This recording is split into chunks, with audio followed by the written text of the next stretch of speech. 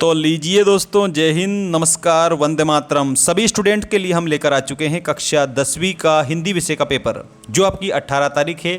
उस 18 तारीख के दिन बिल्कुल आप धमाल मचा दोगे, धूम मचा दोगे, ऐसा पेपर हम आपके लिए लेकर आ चुके हैं। तो आइए बिना देर किए स्टार्ट करते हैं हिंदी विषय का पेपर। और इसमें जो क्वेश्चन मैं बताऊं, देखना, आप लोगों को बिलीव हो जाएगा। हम ऐसा ही पढ़ाते हैं बेस्ट तरीके से, ताकि आप लोगों को ज़्यादा से ज़्यादा नंबर हम दिला सकें। पहला प्रश्न है इसमें, उद्धव को गोपियों ने किसका संदेश दिया था। दोस्तों, भगवान कृष्ण ने उद्धव जी को भेजा था किसको संदेश देने के लिए? गोपियों को संदेश देने के लिए। किसका संदेश देने के लिए? तो योग का संदेश देने के लिए। योग का संदेश लेकर कौन आए थे? तो याद रखना, उद्धव जी आए थे। कि भेजा किसने था? भगवान कृष्ण ने भेजा था। ठीक। अगला प्रश्न है, सीता के विवाह की स्वयंवर में शर्त रखी गई थी।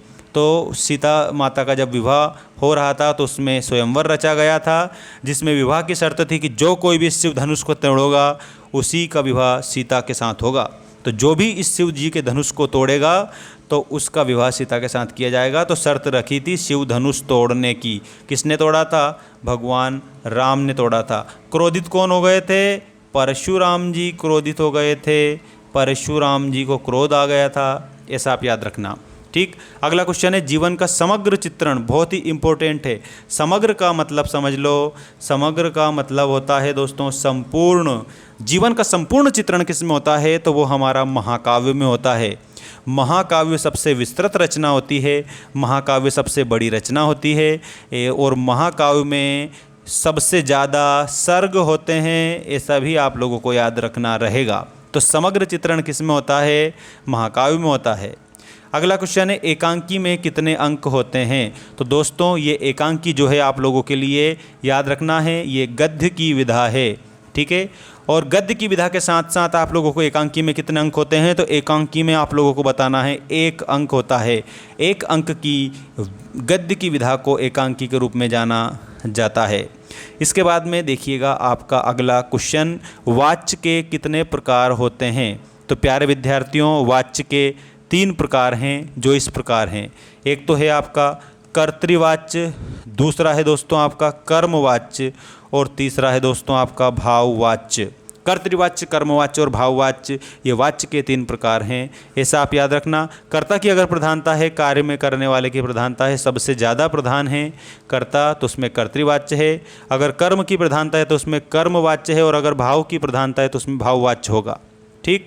अब हम बढ़ते हैं अगले क्वेश्चन की ओर, जिसमें लिखा हुआ है, सांप के डर से घबराए भोलानाथ कहाँ पर जाकर छिपे थे। तो दोस्तों, जब सांप के डर से भोलानाथ जी घबरा जाते हैं तब वो कहाँ जाते हैं? अपनी माँ के आंचल में जाते हैं। माँ की आंचल में, माँ की गोद में भोलानाथ सांप के डर से छिप जाते हैं, ऐसा आप लोगों को याद रखना है। इसके बाद में मैं आप लोगों को बताऊँगा, रिक्त स्थानों की पूर्ति कीजिए।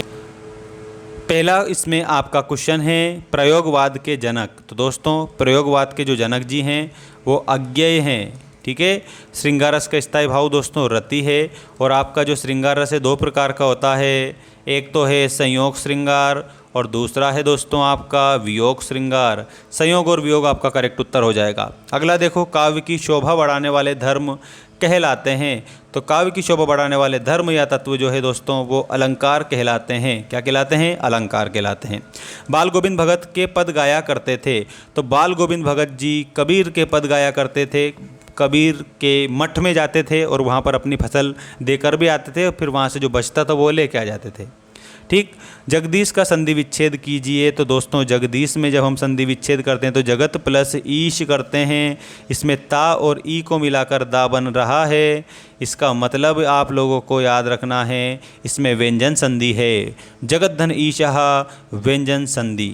ठीक। भोलानाथ का असली नाम, तो भोलानाथ का असली नाम तारकेश्वर नाथ था। ठीक है। तारकेश्वर नाथ भोलानाथ का असली नाम था। ऐसे आप रिक्त स्थान के तौर पर इसे याद रखेंगे। अब मैं आप लोगों को सत्य असत्य बता रहा हूँ, इस पर भी थोड़ा गौर करना आप बेस्ट तरीके से। ठीक है। ये रहा आपका सत्य असत्य। प्रगतिवादी काव्य का मुख्य विषय शोषण के प्रति विद्रोह है। तो दोस्तों, इसमें आप लोगों को क्या बताना है? सत्य के रूप में इसे बताना रहेगा। अगला देखिए, वीर रस का स्थायी भाव क्रोध है, तो इसमें असत्य बताना है। क्यों? क्योंकि जो वीर रस होता है ना, उस वीर रस का स्थायी भाव तो होता है उत्साह। ठीक है। अगला देखिए, बिस्मिल्लाह खां हिंदू मुस्लिम एकता के समर्थक थे, बिल्कुल आप लोगों को इसमें सत्य बताना रहेगा, ये सही है। स्थानवाचक क्रिया विशेषण से क्रिया के काल का बोध होता है, ये असत्य है, क्योंकि अगर स्थानवाचक है तो फिर स्थान का बोध होगा, काल का बोध नहीं होगा। ठीक है ना। अब देखिए, मैया हल्दी पीसकर भोलानाथ के घाव पर थोप देती है, ये बिल्कुल आप लोगों को सत्य के रूप में इसे बताना रहेगा, ये सही है। इसके अलावा देखिए, लेखक की प्रत्येक रचना श्रेष्ठ होती है, प्रत्येक रचना श्रेष्ठ नहीं होती है। लेखक की सारी रचनाएं श्रेष्ठ कैसे होगी? कुछ रचना श्रेष्ठ मान सकते हैं, कुछ क्या, बहुत कुछ रचनाएं, बहुत अधिक रचनाएं हम श्रेष्ठ मान सकते हैं, लेकिन सभी रचनाएं श्रेष्ठ हो ऐसा हम नहीं मान सकते। ठीक है ना। अब मैं आप लोगों को जोड़ी बता रहा हूँ, जोड़ी पर ध्यान दे लीजिएगा सभी स्टूडेंट। ये आपकी जोड़ी आ चुकी है आपकी स्क्रीन के सामने। ठीक है ना। जोड़ी में सबसे पहले आपको दिया है प्रगतिवाद के प्रमुख कवि, तो प्रगतिवाद के जो प्रमुख कवि हैं, इसके रूप में आप लोगों को नागार्जुन को बता देना रहेगा, ये नागार्जुन हो जाएंगे। 24 मात्रा को जो छंद है, दोहा है 24 मात्राओं का छंद। उदाहरण आप ध्यान से सुन लीजिएगा। चलती चाकी देख कर दिया कबीरा रोए, और दो पाटन के बीच में साबुत बचा न कोय, ये दोहा है दोस्तों। ठीक है। अगली रचना देखिएगा, कई अंकों वाली रचना। कई अंकों वाली जो रचना है दोस्तों, वो नाटक कहलाती है। ठीक है। और इसके अलावा आप लोगों को यतीन्द्र मिश्र नौबत खाने में इबादत बता देना है। उल्लू बनाने का मतलब मूर्ख बनाना है, भारत का स्विट्जरलैंड कटाओ को बोला जाता है। ऐसे आप जोड़ी बना देंगे। ठीक है। संपूर्ण जोड़ी को आप इसी प्रकार से बनाएंगे जैसा कि आपको मैंने बता रखा है। अब जोड़ी के बाद में एक शब्द एक वाक्य में उत्तर दीजिए वाले क्वेश्चन देख लीजिएगा। यह रहा क्वेश्चन नंबर 5। इसमें पहला प्रश्न है आप लोगों का, रीतिकाल काव्य का मुख्य विषय कौन सा है? तो रीतिकाल में श्रृंगार रस का ज़्यादा से ज़्यादा वर्णन किया है। संचारी भावों की संख्या कितनी मानी है? तो 33 मानी है। नेताजी की मूर्ति पर सरकंडे का चश्मा किसने लगाया होगा? किसी बच्चे ने लगाया होगा। और हाथ मलना मुहावरे का अर्थ क्या है? तो दोस्तों, हाथ मलना जो मुहावरा है उसका अर्थ होता है पछताना। क्या होता है? पछताना। इसके अलावा शब्द शक्ति के कितने प्रकार हैं? तो शब्द शक्ति के 3 प्रकार हैं।